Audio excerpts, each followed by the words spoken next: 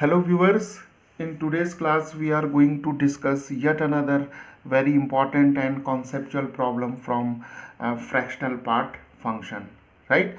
So here we are given this problem, that is the integral of fractional part of square root of e raised to x, that is from 0 to 2, is equal to log of k plus 2e minus 6, and here we have to find the value of k, right? So viewers, this is a very important problem from fractional part function, and here the curly brackets represent the symbol for fractional part function, right? So here what we will do, we can take this integral as I, that is I is from 0 to 2, fractional part of square root of e raised to x, and we'll try to evaluate this integral, right? So once we evaluate this integral, we can compare it with this value, and then by method of comparison we can easily find out the value of k, right?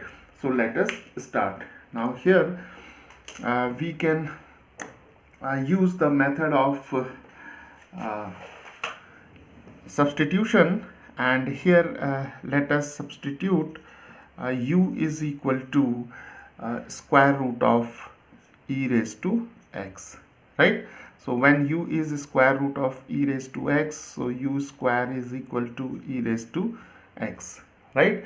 And now differentiating both sides, we have 2u du over dx, and the derivative of e raised to x is e raised to x, right?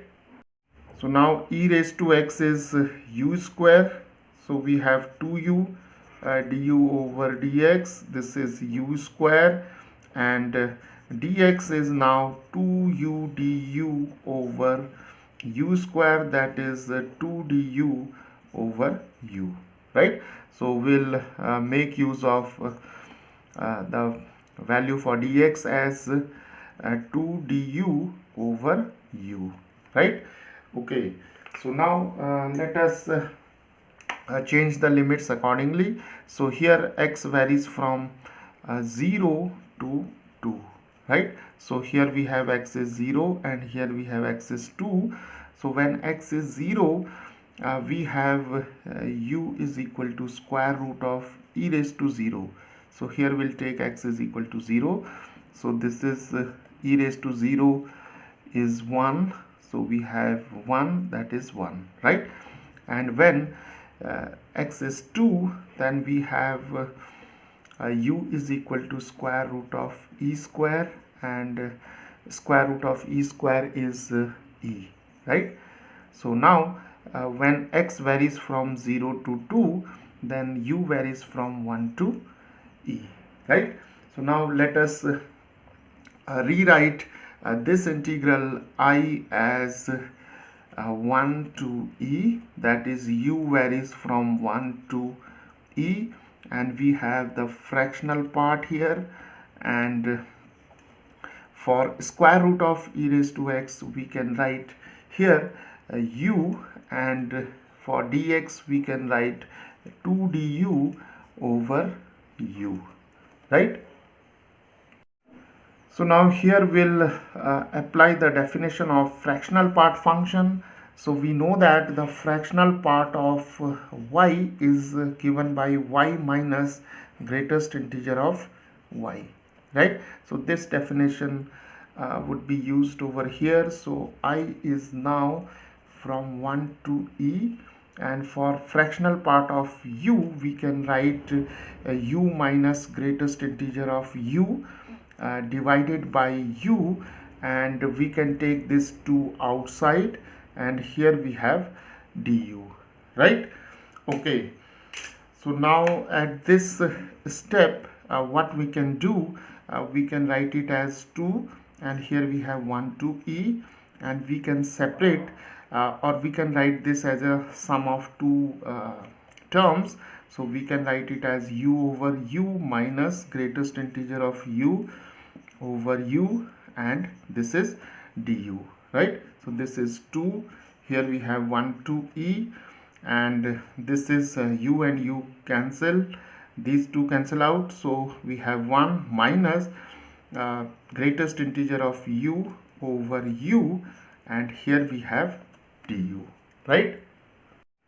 So now we can further simplify it by writing this term as a sum of two integrals. So we can take 2 and we have 1 to e, and here we have simply du minus 2 times here we have 1 to e, and then we have greatest integer of u over u du, right?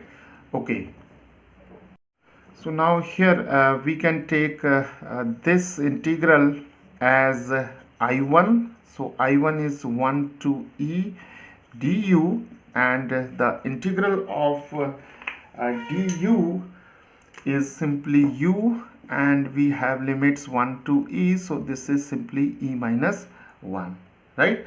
And we can take this integral as I2, and we have 1 to e greatest integer u over u du, right? So now in order to evaluate this integral, we have to split it further as a sum of two integrals, right? See the limits of integration. So here u varies from 1 to e, so here we have 1, and we can take we can take 2 here, we can take 3 over here, right? And we know that the approximate value of e, which is the exponential number, is 2.71, right? And 2.71 lies somewhere here, and this is 2.71, that is e, and now we have to integrate from 1 to e, right? So what we will do, between 1 and e, 2 is the integer, right? So at this point we can break this integral, right? So first we will go from 1 to 2, then we'll go from 2 to e, right? So now I2, it can be written as a sum of two integrals, say I3 and I4, right? So I3 is from 1 to 2, and we have greatest integer of u over u du, and I4 is from 2 to e, right? And here we have greatest integer of u over u du, right? So what we have done so far, we have I is equal to this expression, we have assumed this integral as I1, this is a simple one, so we have simply e minus 1. We have taken this one as I2, and we are now expressing this I2 as a sum of two integrals I3 and I4, right?